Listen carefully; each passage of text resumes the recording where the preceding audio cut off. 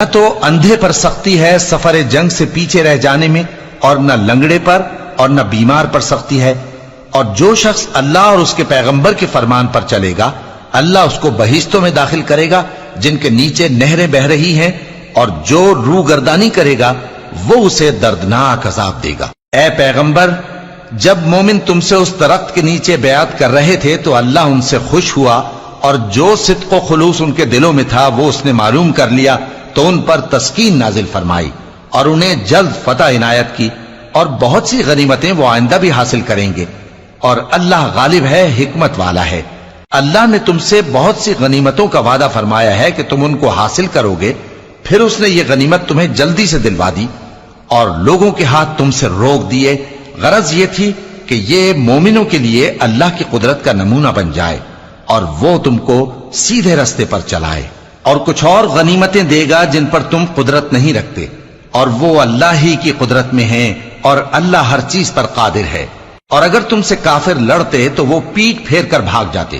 پھر وہ کسی کو نہ دوست پاتے اور نہ مددگار۔ یہی اللہ کی عادت ہے جو پہلے سے چلی آتی ہے، اور تم اللہ کی عادت میں کبھی تبدیلی نہ پاؤ گے۔ اور وہی تو ہے جس نے تم کو ان کافروں پر فتح یاب کرنے کے بعد سرحد مکہ میں ان کے ہاتھ تم سے اور تمہارے ہاتھ ان سے روک دیے، اور جو کچھ تم کرتے ہو اللہ اس کو دیکھ رہا ہے۔ یہ وہی لوگ ہیں جنہوں نے کفر کیا اور تم کو مسجد حرام سے روک دیا، اور قربانیوں کو بھی کہ اپنی جگہ پہنچنے سے رکی رہیں۔ اور اگر ایسے مسلمان مرد اور مسلمان عورتیں نہ ہوتی جن کو تم جانتے نہ تھے کہ اگر تم ان کو پامال کر دیتے تو تم کو ان کی طرف سے بے خبری میں نقصان پہنچ جاتا، تو بھی تمہارے ہاتھ فتح رہتی، مگر تاخیر اس لیے ہوئی کہ اللہ اپنی رحمت میں جس کو چاہے داخل کر لے۔ اور اگر دونوں فریق الگ الگ ہو جاتے تو جو ان میں کافر تھے ان کو ہم دکھ دینے والا عذاب دیتے۔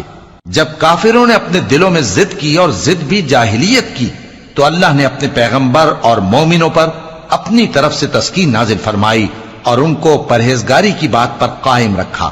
اور وہ اسی کے مستحق اور اہل تھے، اور اللہ ہر چیز سے خبردار ہے۔ بے شک اللہ نے اپنے پیغمبر کو سچا اور صحیح خواب دکھایا تھا کہ تم انشاءاللہ مسجد حرام میں اپنے سر منڈوا کر یا اپنے بال ترشوا کر امن و امان سے داخل ہوگے اور کسی طرح کا خوف نہ کرو گے۔ جو بات تم نہیں جانتے تھے اللہ کو معلوم تھی، سو اس نے اس سے پہلے ہی جلد ایک فتح عطا فرمائی۔ وہی تو ہے